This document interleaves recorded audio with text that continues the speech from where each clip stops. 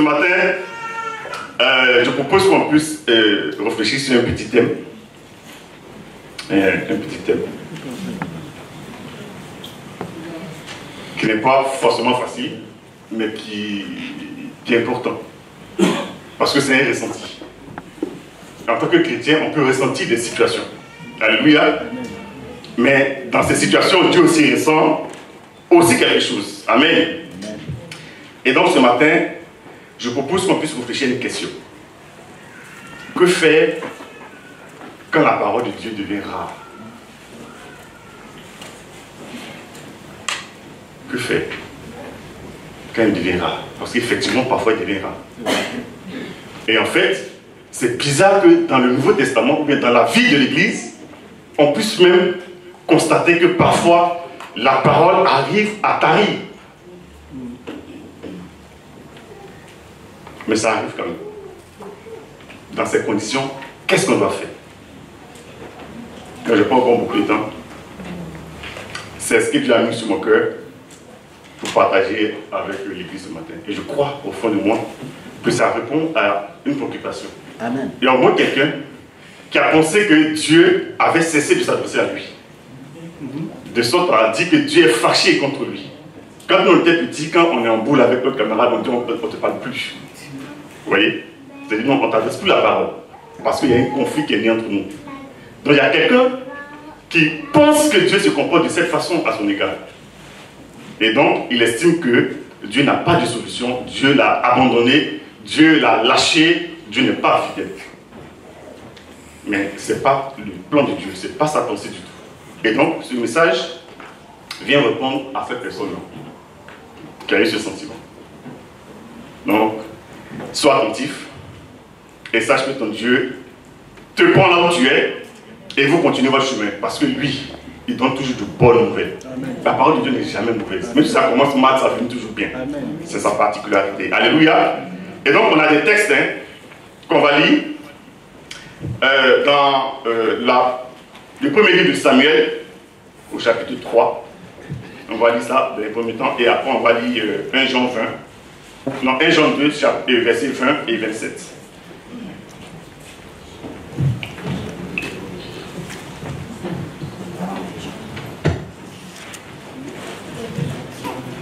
Donc, 1 Samuel 2, non pardon, 1 Samuel 3, verset 1er.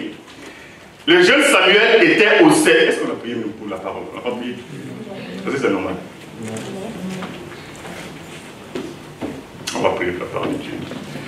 Seigneur, tu nous déclares que ta parole est esprit et qu'elle est vérité. Tu nous assures que ta parole est relâchée pour produire un effet. Qu'elle ne revient pas à toi sans d'abord avoir fait ce pourquoi tu l'as relâchée. Je prie dans le nom de Jésus-Christ de Nazareth que tout cœur soit affermi, soit disposé pour accueillir ta parole, Seigneur. Amen. Il ne s'agit pas de la parole d'un homme, mais il s'agit de la parole qui sort tout droit de ton trône. Et ce matin, je prie qu'elle visite chacun, qu'elle passe dans chaque maison, que chaque cœur soit sensible à l'accueillir telle qu'elle est, Seigneur, afin que la parole agisse puissamment en lui. Alléluia. Je crois à l'action de ton Saint-Esprit. Je crois que ta fidélité va se manifester encore aujourd'hui et que tu vas relever plusieurs, tu vas assurer chacun que tu es présent à ses côtés, quelles que soient les épreuves, quelles que soient les circonstances, quelles que soient les oppositions, parce que ta parole est la vérité. Amen. Nous comptons sur toi et nous attendons à ta réponse dans le nom de Jésus. Amen. Amen. Le jeune Samuel était au service de l'Éternel devant Élie. La parole de l'Éternel était rare en ce temps-là. Les visions n'étaient pas fréquentes. Alléluia. Le jeune Samuel était au service de l'Éternel devant Élie. La parole de l'Éternel était rare en ce temps-là. Les visions n'étaient pas fréquentes. On va venir dans 1 Jean.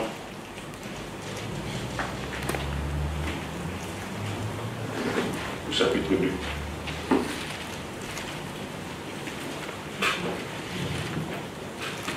Pour vous, vous avez reçu l'onction de la part de celui qui est saint, et vous avez tous de la connaissance.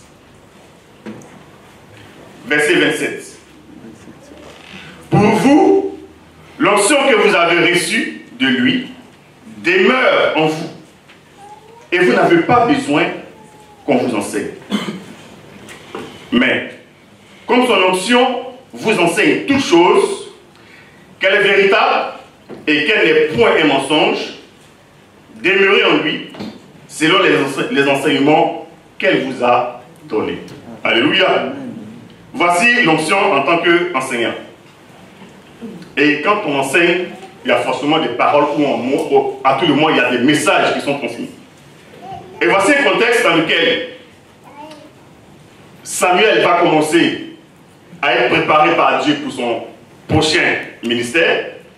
Et il apprend à découvrir comment Dieu parle. Dans un contexte où la Bible nous dit que la parole de Dieu était rare en ce moment-là. Rare. Or, à cette époque, il y avait 3 groupes de personnes qui pouvaient recevoir la parole de Dieu pour le compte du peuple.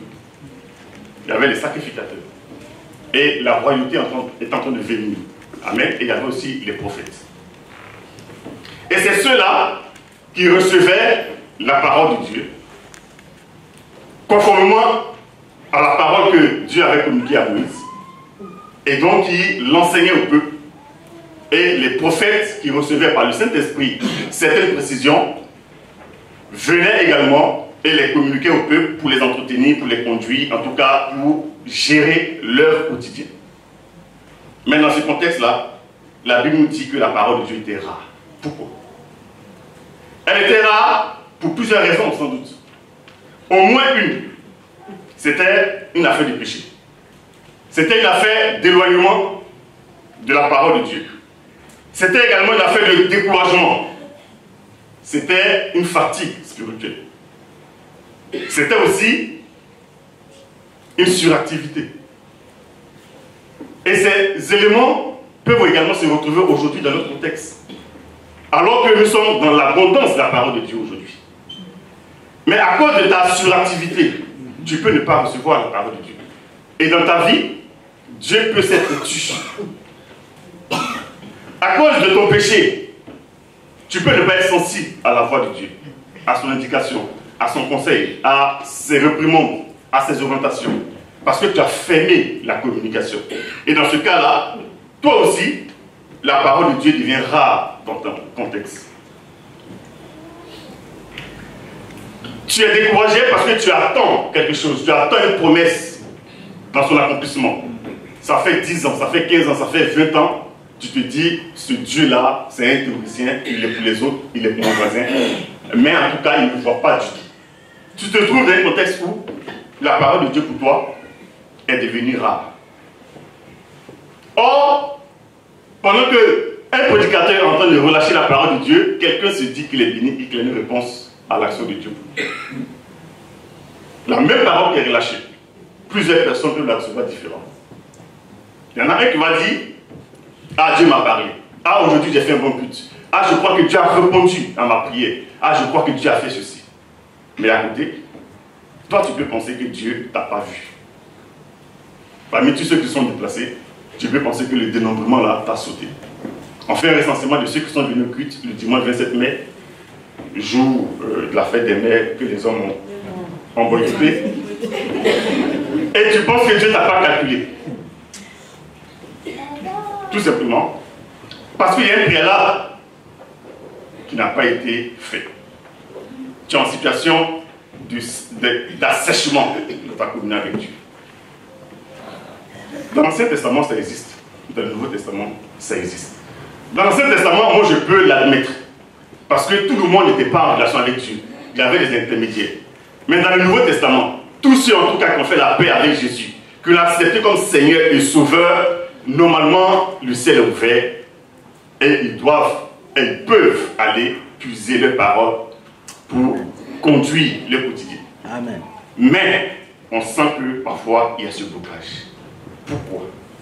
Et que faire quand la parole devient rare pour toi? Elle est rare. Ça veut dire qu'elle arrive quand même. Mais elle n'arrive pas comme il le faut. Tu as 10 problèmes, mais tu as une demi-parole. Et bien tu as un seul mot. Tu ne peux même pas l'interpréter. Elle n'est pas équilibrée par rapport à tes 10 problèmes. Amen. Amen. Dans ces conditions-là, je pense qu'il y a quand même un certain nombre de solutions qu'il ne faut pas oublier. On doit revenir à des bases, à des fondamentaux dans notre marche chrétienne. Donc il y a des solutions quand la parole devient rare, ou bien quand on a le sentiment que la parole de Dieu sera arrivée. Si tu es dans cet état, dis-toi que tu as oublié deux choses. La première, c'est que tu ne te souviens plus très bien comment Dieu parle. Et la deuxième chose, tu oublies qu'il t'appartient de muscler ton être spirituel. C'est à toi de cela revient, de te muscler, d'avoir de l'endurance spirituelle, d'aller à la recherche de la parole de Dieu, de soupirer après elle. En tout cas, de faire tous tes efforts pour cueillir cette parole. Quand je parle de se souvenir, de se rappeler, eh bien, tout simplement, pour quelqu'un qui est nouveau converti, comment Dieu parle, c'est de te souvenir d'une chose. C'est que c'est d'abord par sa Bible, sa parole inspirée que Dieu s'adresse aux hommes. C'est d'abord de cette façon. En tout cas, sous le régime de l'Église. C'est de cette manière que Dieu s'adresse à un homme et à une femme. Parfois, tu peux lire la Bible et tu penses que tu es dans un roman.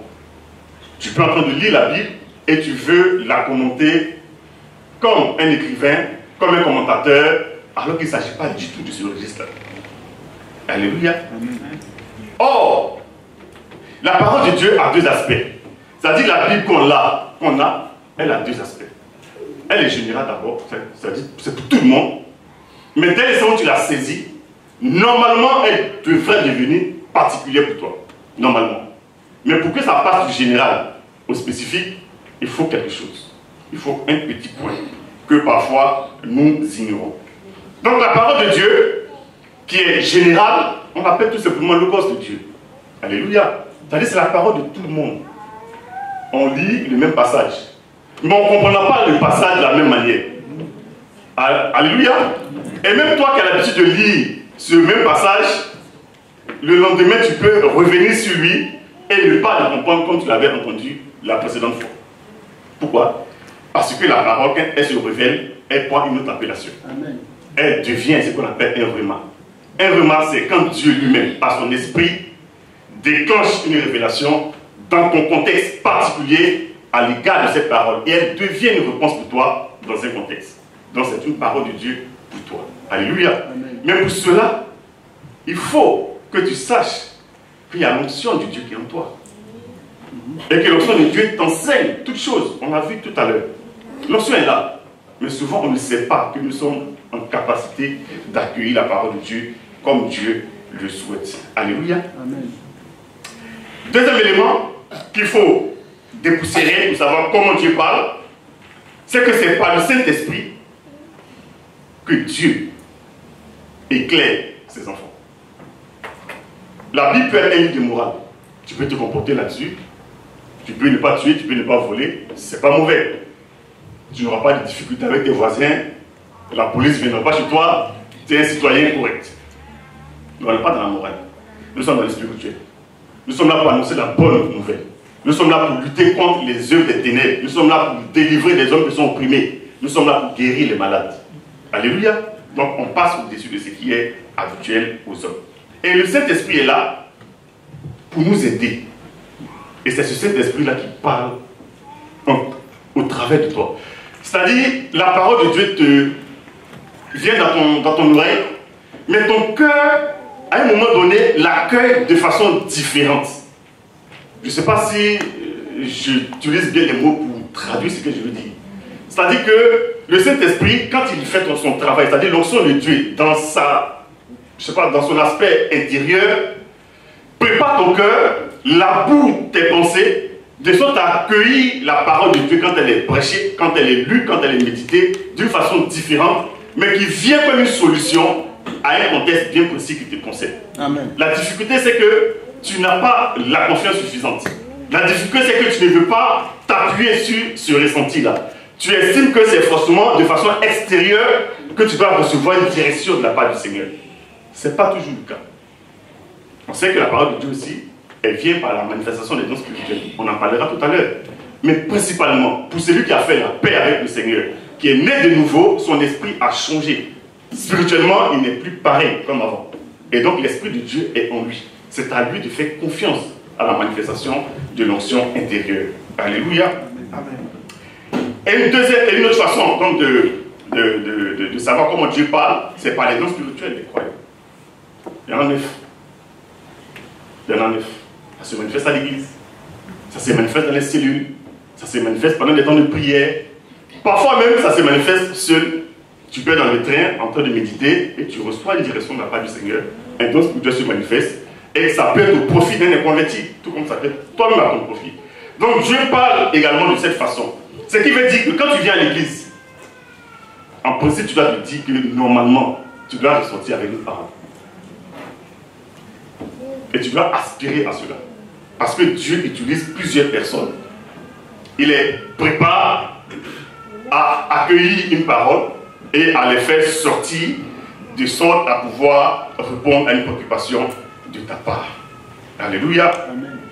Et donc, ces éléments-là sont en général concentrés sur la vie chrétienne dans son aspect normal. C'est-à-dire, je rencontre un frère, je suis à l'église, et donc, ce qui vient de lui, ce qui a été prêché, ce qui est enseigné, c'est cela seulement qui est la parole de Dieu pour moi. Oui, mais ce n'est pas toujours le cas. Pourquoi? Parce que Dieu également utilise les circonstances de la vie pour parler à son peuple. Dans Romains, ils ont dit que la création tout entière, l'œuvre parfaite de Dieu témoigne que Dieu est présent dans la vie de tout le monde. Amen. Or, beaucoup de personnes voient la création et oublient que cette création-là a pour origine un Dieu qui a tout coordonné et donc refuse d'écouter ses propos. C'est pas vrai, parce que Dieu effectivement se manifeste dans ses œuvres, tout simplement. Donc les circonstances de la vie peuvent être une façon de Dieu de parler à un cœur, de répondre à une situation. Quand on parle des circonstances de la vie, on parle de la vie à Auchan, on parle de la vie au travail, on parle de la vie chez le mécanicien, on parle de la vie chez le médecin, on parle de la vie tout court. Quelqu'un peut relâcher une petite parole, peut avoir une petite posture qui est pour toi une réponse. Parce qu'en fait, tu attends que Dieu te conduise dans un cas, dans un contexte bien particulier. Donc il faut être aussi attentif de cette façon. Il y a même des gens qui ont été convertis, qui ont eu des réponses à partir de personnes qui sont folles. Il y a des gens qui ont eu ça. Quelqu'un qui est fou, qui vient dire à quelqu'un du Saint-Esprit, toi, tu ferais mieux d'aller prêcher. Parce que toi, tu sais qu'on t'a appelé à prêcher. Il y a des cas comme ça. Donc c'est une circonstance de la vie qui était inattendue, mais qui était une réponse, qui était une parole de Dieu à quelqu'un qui attendait donc que Dieu puisse le conduire.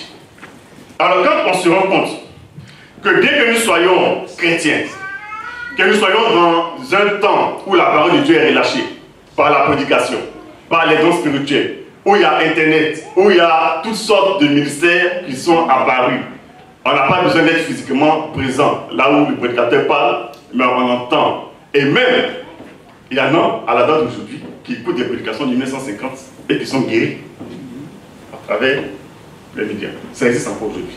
Pour dire que Dieu est effectivement au contrôle et il veille sur sa parole. Voici un tout petit peu comment remédier provisoirement au fait que Dieu veut donner une solution au sentiment que tu as que Dieu t'a oublié. Que ces réponses ou que ces paroles vers toi sont devenues rares. Parfois aussi, tu sens que Dieu ne te parle plus parce qu'il constate que tu es mature, que tu as pris un peu d'étoffe dans la marche chrétienne. Parce qu'en général, quand on est nouveau chrétien, Dieu nous dorlote. Et il vient constamment nous répondre. Il vient pour nous rassurer. Il y a des prophéties qui sont relâchées à l'église pour te consoler, pour te relever, etc. Et plus le temps passe, tu te rends compte que toi, on ne te cajole plus. Voilà, Dieu, il ne sait plus qu'il y a tel problème. Et finalement, tu te dis non, Dieu a fermé la communion. Et donc finalement, il m'a oublié. Non, ça peut aussi dire que tu matures. Ça peut aussi dire que désormais, pour aller chercher la parole de Dieu, lève-toi toi-même, va demander. Lève-toi toi-même, va frapper. Lève-toi toi-même, va chercher la parole de Dieu. Parce que c'est aussi ça, la croissance spirituelle.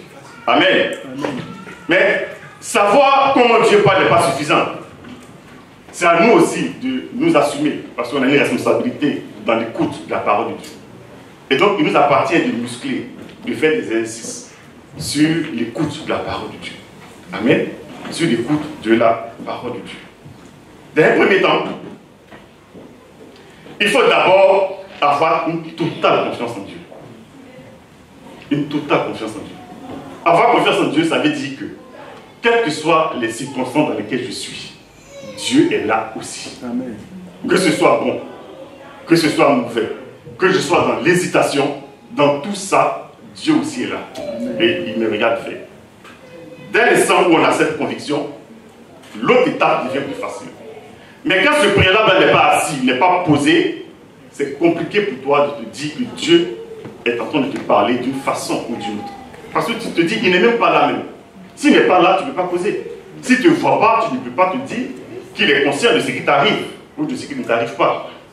Mais, dès l'instant où la confiance en Dieu est assise chez toi et que tu te dis que ta vie est toujours sous son regard, la posture commence à changer. Alléluia. Après, il faut développer son intimité avec le Seigneur. Il faut développer son intimité avec Dieu. Son intimité. C'est très important, cette intimité. L'intimité, ce n'est pas dire que je suis sûr quelque part, je suis caché. Non, c'est dans ton cœur. C'est dans tes propos. C'est pourquoi la Bible te dit que l'onction est en toi. L'onction est en toi. Amen. Et cette onction qui est en toi, la Bible te dit qu'elle t'enseigne. Je ne sais pas si je me fais comprendre. Ça veut dire que l'enseignement n'est pas seulement ce qui sort du pupitre. L'enseignement, c'est quand tu poses des questions à l'enseignant. Alléluia. Et la Bible dit que le Saint-Esprit est ton enseignant. Amen. Et quand il est ton enseignant, si tu ne comprends pas quelque chose et que tu ne lèves pas la main, est-ce qu'il peut t'interroger? Donc il faut lever la main devant le Seigneur. Onction de Dieu. La parole me dit que tu es en moi. Donc c'est que c'est de moi, c'est de mon intérieur. En tout cas, c'est de façon surnaturelle, bien spirituelle, que je vais recevoir une réponse. Mais est-ce qu'on pose des questions au Saint-Esprit? Est-ce que nous posons, est-ce que nous avons développé cette capacité d'interroger le Seigneur? En tout cas, à l'école primaire, au secondaire, même au supérieur, dans tous les cas, quand on est dans une position d'enseigner, quand on ne comprend pas quelque chose, on lève la main, on pose une question à l'enseignant. Mais nous, on a oublié que le Saint-Esprit enseigne. Et quand il enseigne, c'est dans une relation individuelle. C'est entre toi et lui. C'est pourquoi Matthieu dit, il ne faut pas prier comme les autres qui se mettent sur la place publique et font toutes leurs gesticulations pour montrer leur situation de religieux et de croyants. Au contraire, toi, quand tu veux prier, rentre dans ta chambre, dans le lieu secret, où ton Père est, et ton Père te le revaudra. C'est-à-dire que c'est le secret que vous avez, l'intimité que tu as avec ton Dieu, qui permet à l'onction de Dieu qui est en toi, de pouvoir te répondre et t'apporter les paroles que tu attends.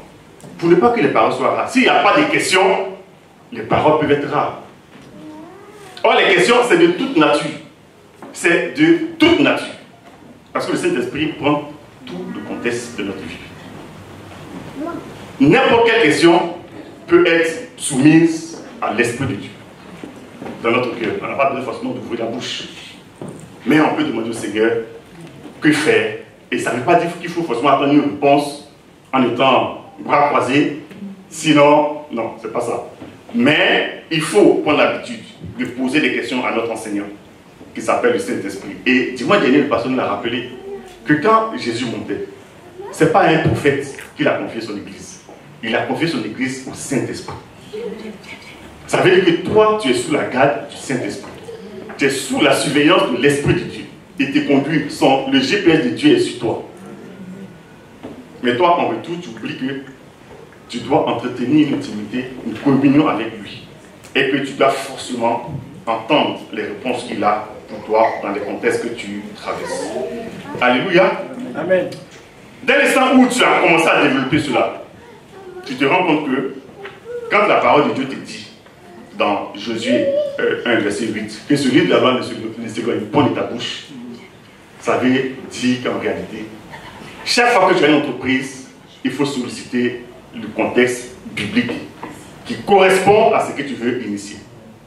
Et c'est en réfléchissant à ça, en méditant là-dessus, en priant là-dessus, que tu vas recevoir une réponse, une direction de la part du Seigneur. Et de cette façon-là, tu apprends à cultiver, à développer l'onction de Dieu qui agit en toi. Et que la Bible te rappelle ce matin qu'il est ton enseignant en réalité. Alléluia. Amen. Une fois qu'on a ça, on développe notre intimité, on médite la parole de Dieu, on a confiance en Dieu dès le départ. Quel est le sentiment qui nous anime? Quel est le sentiment qui nous anime en réalité? Une fois qu'on a fait ça, je ne sais pas si c'est pareil pour tout le monde, mais en tout cas, tu commences à être convaincu. Tu te situes dans un contexte d'assurance.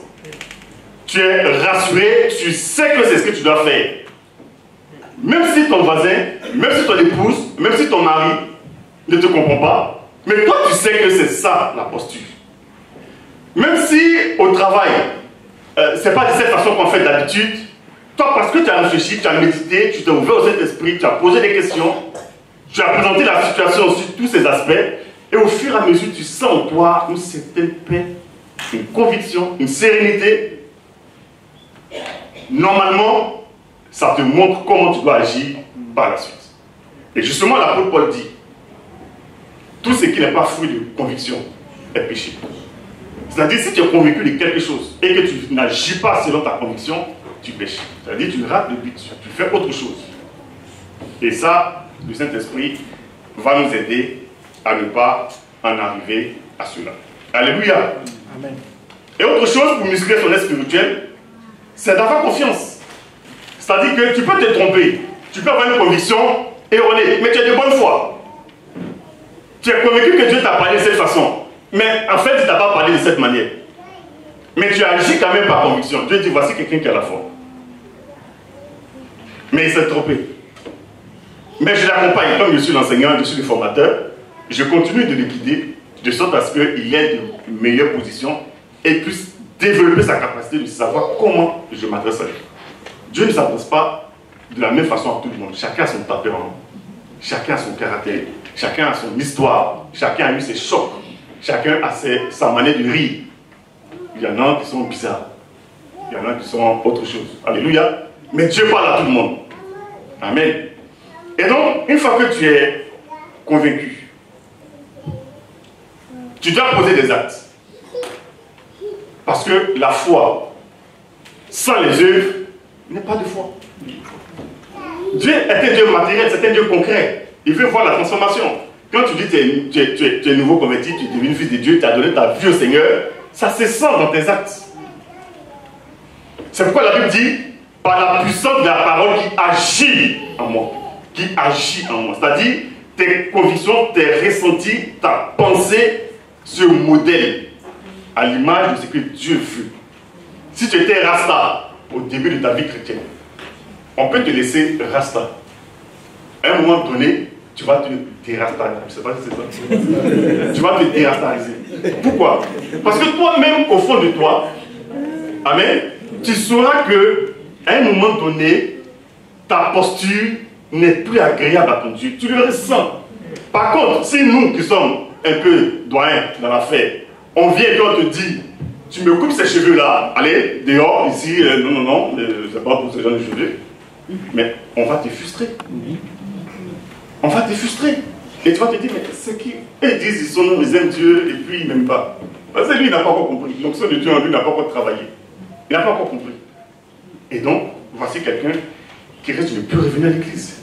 Mais si on le laisse, et qu'on l'entoure de l'amour de Dieu, on l'accompagne des enseignements de Dieu, on lui donne, en tout cas, on l'amène à avoir confiance en son Dieu et de développer des relations directes, personnelles avec son Dieu, l'onction va l'enseigner. Et une fois que l'onction l'enseigne, il saura qu'il y a des choses qui sont incompatibles.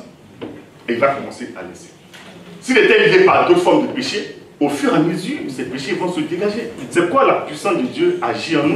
et libère ceux qui sont captifs. Et ça, ce n'est pas l'œuvre de quelqu'un. Ce n'est pas l'œuvre d'une intelligence. C'est le Saint-Esprit qui fait ça. Parce qu'il enseigne et il donne la force de décider de prendre des options en faveur du Seigneur. Et donc, on peut être convaincu, mais de façon erronée. Tout comme on peut donner des dons spirituels de façon erronée. C'est pourquoi si quelqu'un a un don spirituel, il ne faut pas qu'il ait peur. Il doit le relâcher. Il doit le relâcher. S'il pense avoir reçu un don de l'esprit, il doit le relâcher. En se disant qu'il peut se tromper. Si c'est trompe, c'est pas grave. Il a fait ça de bonne foi. Il demande pardon au Seigneur. La prochaine fois, il saura, voilà ce qu'il faut préciser. Et après, il devient prophète de l'Éternel. Il sort à la télévision et puis il fait ce qu'il veut. Amen. Non, vous dites que c'est croissant. Ça va crescendo. Dieu ne va pas te prendre comme ça tout de suite et puis tu sors à la télévision. Si tu fais comme ça, tu vas tomber aussi. Alléluia. Parce qu'il faut d'abord des racines. Avant de pousser, il faut des racines. S'il n'y a pas de racines, tu vas monter comme du feu, mais tu vas aussi disparaître. Parce que la Bible là, on ne rigole pas avec ça. Amen. Alors, quand tu as des erreurs, tu as de bonne foi, tu as confessé, surtout il faut avancer. Surtout il faut avancer. Ça veut dire qu'il faut toujours avoir confiance au Seigneur. Il faut te dire, même si aujourd'hui je n'ai pas bien compris ce que le Seigneur voulait me dire, je vais encore interroger le Saint-Esprit. Tu vas lui dire, mais Saint-Esprit, moi j'étais confiant que tu m'as donné un message. Je l'ai dit. Et puis il y a la honte que tu mets sur moi. Parce que ça peut arriver. Ah oui, ça peut arriver. Tu donnes une parole, mais qui est à gauche. Tu dis, mais ça c'est qui ça? Mais, tu vois, tu t'es frustré. Mais il faut aller t'entretenir avec le Saint-Esprit. Il faut lui dire, mais ça, j'ai pas compris pourquoi ça s'est passé comme ça, tu vois. J'ai mis la honte sur moi, quoi. Mais il va te dire, non, c'est pas comme ça. Tu n'as pas bien compris. Mais c'est pas grave, continue, lève-toi, avance. Parce que Dieu veut qu'on aille jusqu'au bout. Et que c'est la fin qui compte, c'est pas le commencement, c'est la fin qui compte. Et la fin doit toujours être bonne. C'est ça le but de Dieu. C'est pourquoi on appelle la parole de Dieu la bonne nouvelle.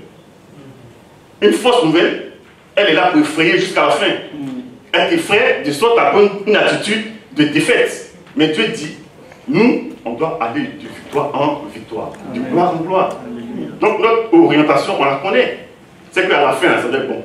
Si la fin n'est pas bonne, c'est qu'il y a quelque chose qu'on a raté. Et une dernière chose, pour muscler ça en son esprit spirituel, c'est d'être ouvert au conseil des frères, au conseil des pasteurs, au conseil des hommes de Dieu. Parce que Dieu leur parle. Même si Dieu ne leur avait pas parlé, quand toi tu vas venir leur exprimer ton besoin, Dieu va aller parler sur le champ pour te le remettre. Pourquoi? Parce que eux, dans leur vie là même, c'est un cadeau à l'église. Eux, ils ne sont pas dans les dons spirituels seulement. Eux-mêmes, là, ils sont cadeaux. C'est les femmes qui ne savent pas peut-être. Et bien parfois, c'est leur mari. Sinon, la vie d'un homme de Dieu, c'est un don pour l'église. Quel que soit son caractère. Si Dieu l'a appelé, parce que la Bible dit que depuis le sein de ta mère, je te connaissais. Et je t'ai, en tout cas, choisi pour être mon serviteur. Frère, sœur, un homme qui est choisi du sein de sa mère, il dit, il connaît pas Pierre, mais il s'en fout de ça. Il va servir Dieu. Il faut respecter la personne. Amen. Il faut voir Dieu en lui. C'est quand tu vois Dieu en lui que Dieu aussi te voit. Alléluia. Amen. Et comme Dieu est fidèle à son appel, il ne se répond pas de ses dons. C'est que l'homme de Dieu va dire. Dieu va s'attacher à cela. Ça, c'est des mystères de la parole de Dieu. Amen. C'est pourquoi il ne faut pas faire parler avec son pasteur. Il faut éviter ça. Il faut vraiment éviter. Avec son pasteur, on ne rentre pas en conflit. On ne fait pas de querelle inutile. Mais attends, le gars il prie Dieu tous les jours. Et puis, toi tu vas venir énervé. Non, une parole peut échapper, hein, petit Dieu. Tu vois ce gars-là. C'est fini. Le sang peut être lié. Mais il faut l'amener à être content. Il faut l'amener à être content de toi. Et puis il faut lui faire des dons, des cadeaux. C'est important. Il y en a qui n'aiment pas, hein? Mais il ne faut pas que ça empêche. Il faut aller quand même donner. La vérité, on a dit bien aimé. Quand un serviteur de Dieu est rassasié, il relâche les paroles. Mais c'est pas faux. Ma question, je pose bien. Quand j'ai faim, je suis silencieux. Alléluia. Et un homme de Dieu qui est content que ses fidèles le reconnaissent comme homme de Dieu, le valorisent comme homme de Dieu, l'entretiennent comme homme de Dieu. Forcément, il va prier pour toi. Amen. Paul lui dit, je fais mention de vous dans mes prières tous les jours. Quand ton pasteur prie pour toi, un homme de Dieu prie pour toi, franchement, tu as ton bouclier, quoi, tu as ton parapluie. Si ça ne va pas aussi, tu viens lui dire, ah Joe, c'est chaud, hein, ça ne va pas. Il va te tapoter, il va dire non, ça va aller. Mais c'est la main de Dieu qui est posée sur ton épaule de cette façon. C'est ton berger. Un berger, il a toujours un cœur qui est comme une mère. C'est bien, c'est la fête des femmes et la fête des mères, je profite. Un berger, il console, il accompagne, il te fortifie, il te dit non, relève-toi, ça va aller. Quel que soit ce que tu lui expliques, il va t'accompagner avec compassion. Parce que ça vient de Dieu, ce n'est pas de lui-même. Mais c'est Dieu qui lui met ça à cœur pour te rassurer, pour te reconforter, pour t'amener vraiment à repartir de nouveau. Ça veut dire quoi, finalement? Que Dieu nous parle tous les jours, bien-aimé. Mais si tu as fait la plus grosse des gaffes, Dieu va te parler le lendemain. La seule chose, c'est de réaliser que l'onction de Dieu est en toi. C'est la parole de Dieu qui le dit, l'onction qui est en vous. Et cette onction vous enseigne. Ça veut dire qu'il faut l'interroger. Ça veut dire qu'il faut revenir à elle. Il faut dire, Seigneur, qu'est-ce que je dois faire? Pourquoi ces conditions? Pourquoi ces circonstances? Jusqu'à quand cette solution va venir, mais va tarder? Qu'est-ce que je dois faire face à cette frustration? Devant ce manque, devant cette provocation, devant cette opposition, devant cette fausse accusation, qu'est-ce que je dois faire? Et la chose la plus difficile, c'est quand tu es en colère. Comment tu vas convoquer la parole de Dieu quand tu es en colère? Comment tu vas dire à l'onction de Dieu de te calmer? Non, ça, parfois tu descends, mais il faut faire attention en disant que l'onction de Dieu est en toi. Elle n'est pas seulement sur toi. Quand elle est sur toi, ça c'est pour les autres. Parce que là, c'est dans un temps du ministère. Le Saint-Esprit te revêt, amen, et il t'envoie en combat dans la vie des autres. Mais pour être toi-même fort, la partie du Saint-Esprit qui te concerne, c'est ce qui est en toi. Alléluia. C'est ce qui est en toi.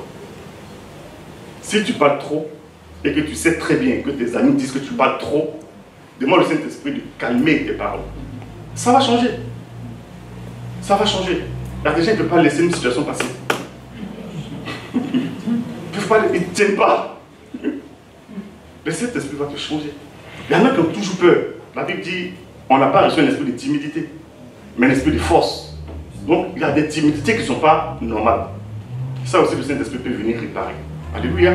Donc, apprenons à développer notre communion avec le Saint-Esprit. N'oubliez pas que nous sommes dans le temps de la Pentecôte. Du mois dernier, c'est la Pentecôte. Non, c'est le mouvement de l'Esprit qui continue. Ce qui veut dire qu'en fait, on est guidé par le Saint-Esprit. On a été confié au Saint-Esprit. Donc, jour après jour, on doit être dans la cadence de l'Esprit de Dieu. Alléluia. En se trompant, mais en étant confiant qu'on est sous la surveillance de l'Esprit de Dieu. Et que Dieu nous regarde jour après jour. Normalement, on doit être fort au combat, on doit avoir des victoires, on aura des oppositions, mais jour après jour, on doit triompher de ces oppositions. C'est alors qu'on peut glorifier le Seigneur. Mais s'il n'y a pas de combat, il n'y a pas de persévérance, il n'y a pas de réconfort, il n'y a pas de victoire à la fin, on n'a pas de sujet de glorifier Dieu. Et même si tu veux glorifier Dieu, tu vas dire, mais toi, tu... Non, il va te dire, non, toi, tu n'as rien à me dire. Parce qu'il n'y a pas de victoire. Or, le Saint-Esprit est là pour nous apporter la marche chrétienne victorieuse avec l'Esprit de Dieu qui est notre enseignant. Et ça, il ne faut pas qu'on oublie. Nous sommes des élèves et on a besoin de poser des questions. Qui veut poser des questions à l'Esprit de Dieu? Qui va apprendre à poser des questions à l'Esprit de Dieu? On va se lever et puis on va dire au Seigneur, désormais on veut parler avec toi, on veut méditer, on veut apprendre vraiment à te porter nos sujets. On veut apprendre tout simplement à te dire, en tout cas entretenir notre communion avec toi. C'est important parce que notre statut est changé. Notre statut est changé, nous ne sommes plus comme les autres, qui n'ont pas de Dieu, qui n'ont pas d'espérance, mais nous sommes là dans en tout cas la surveillance de l'Esprit de Dieu, et nous voulons être animés jour après jour de sa part. Est-ce qu'on peut prier le Seigneur pour cela? Oh Jésus, merci.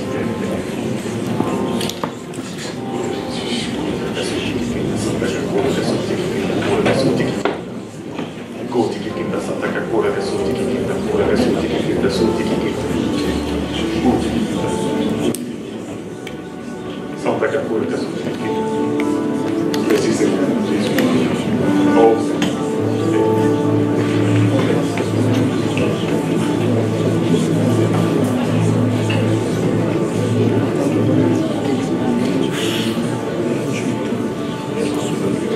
on va prier, bien-aimé, on va prier. Alléluia Seigneur, merci. Merci pour ta fidélité. Car ce matin, nous réalisons que tu es notre enseignant, Seigneur.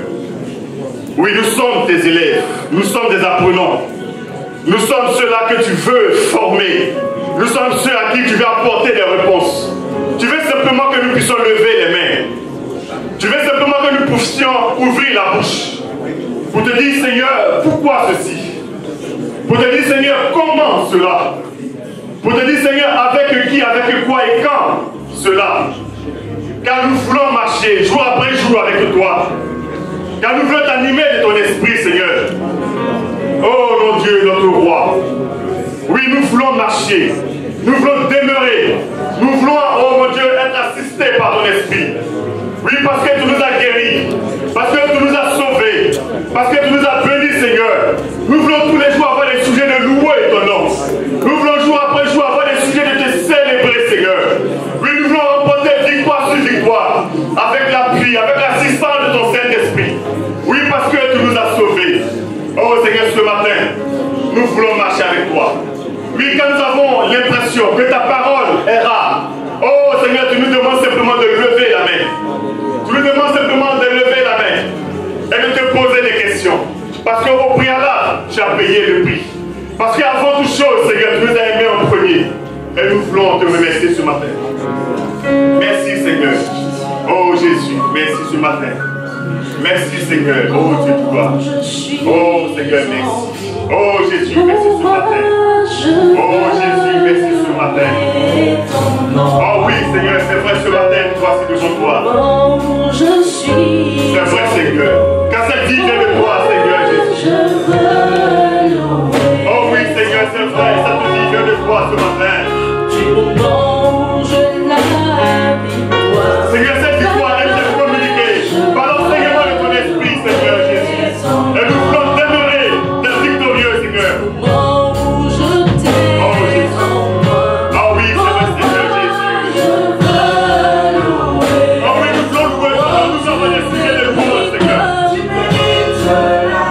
Oh oui, Seigneur, tu mérites cela. Oh Jésus. Tu mérites d'être adoré ce matin. Oh Jésus, tu mérites de t'élever. Oh,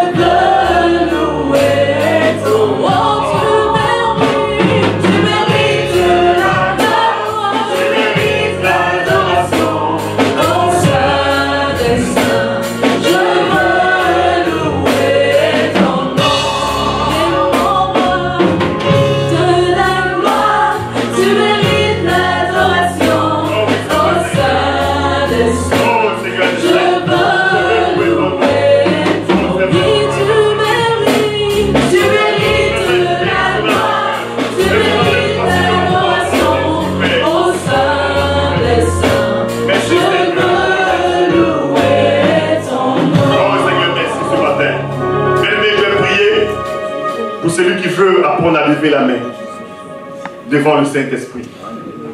Si quelqu'un veut apprendre à louer et à interroger le Saint-Esprit, qu'il puisse simplement lever la main. Et le Saint-Esprit qui est présent ce matin va répondre à tes besoins. Ce que tu dois retenir, c'est qu'il est déjà en toi. Il veut simplement que dans ton cœur, jour après jour, tu te poses des questions. Circonstance après circonstance, tu te poses des questions. Projet après projet, tu lui poses des questions. Que tu lui demandes conseil. Car c'est lui qui t'assiste. Car c'est lui qui te conduit. Car c'est lui qui fait au-delà de ce que tu peux penser ou espérer. Seigneur mon Dieu, mon roi, je sais que ta parole n'est jamais vaine. Je suis confiant parce que tu es le Dieu qui sait tout. Seigneur, ce matin, il y a des vies, il y a des cœurs qui sont devant toi. De ton trône de grâce, Seigneur, oh Dieu, tu te lèves en leur faveur. Tout simplement parce que tu confirmes ta parole. Nous n'avons aucun mérite, nous n'avons aucune gloire à tirer. Mais quand nous venons devant toi, c'est parce que nous sommes sauvés. C'est parce que nous pouvons placer devant toi le sang de Jésus-Christ de Nazareth, qui est mort, mais que la mort n'a pas pu retenir et qu'elle a dû relâcher le 3e jour. Oui, nous venons devant toi, devant ton trône de grâce, non pas parce que nous sommes justes, mais parce que nous savons que toi, tu es le Dieu qui bénit qui tu veux. Ma prière ce matin, c'est que, ô Dieu de gloire, ce que tu as donné à ton serviteur Jean, de poser par écrit, pour nous déclarer que l'onction que tu nous as donnée est en nous, et que c'est une onction qui enseigne. Que cette vérité, Seigneur, au nom de Jésus, soit actée au-dessus de toute conviction dans le cœur de tes enfants. Père, je prie que cette vérité soit ancrée profondément et définitivement dans le cœur, dans la vie, dans les pensées de tous ceux et toutes celles qui ont exprimé le désir que toi tu sois le véritable Seigneur. Père, je proclame par l'autorité de Jésus-Christ de Nazareth que le Saint-Esprit est leur associé désormais, que dans toutes choses, dans tout conseil, dans toute délibération, Seigneur, oh Dieu, tu leur demandes simplement de se tourner vers toi. Quel que soit le dossier qu'ils auront, quels que soient les échanges qu'ils auront avec leurs enfants, quels que soient les conflits qu'ils auront avec les femmes ou leurs maris, quelles que soient leurs relations professionnelles, quelles que soient les situations bancaires, Seigneur, ma prière ce matin, c'est que toi, tu t'invites avec eux dans chacune des circonstances. Seigneur, tu n'es pas un homme pour mentir. Tu n'es pas le fils d'un homme pour te repentir. Ce que tu dis, ta bouche l'accomplit, ta main l'accomplit. Ta parole est esprit et ta parole est vie. Elle vient pour restaurer. Elle vient pour renouveler. Elle vient pour faire grandir.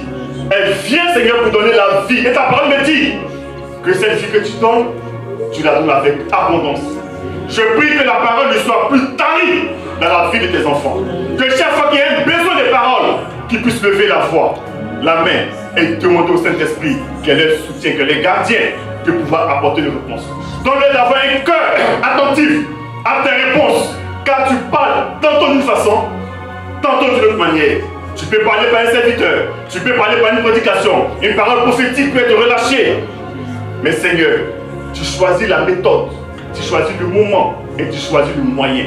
Je prie que chacun de tes enfants soit désormais sensible à la réponse que tu lui apportes dans son contexte. Seigneur, je veux, oh, devant toi, pouvoir recevoir les témoignages, oh Dieu de gloire, de cette parole que tu as logée sur mon cœur, de ton peuple ce matin. Oh mon Dieu, je lève les mains devant ton trône de grâce et je te dis, Père, donne-moi de vivre, Seigneur, ce témoignage pour confirmer ta parole. Merci car tu es fidèle. Et que cette église soit un lieu de restauration, un lieu de proclamation de la parole, un lieu de manifestation de l'Esprit de Dieu, afin que l'on sache qu'il y a un Dieu en ce lieu. Je bénis ton Saint-Nom et je te loue de ce que tu m'as associé à ton travail. Que toute la gloire te revienne dans le nom de Jésus. Amen.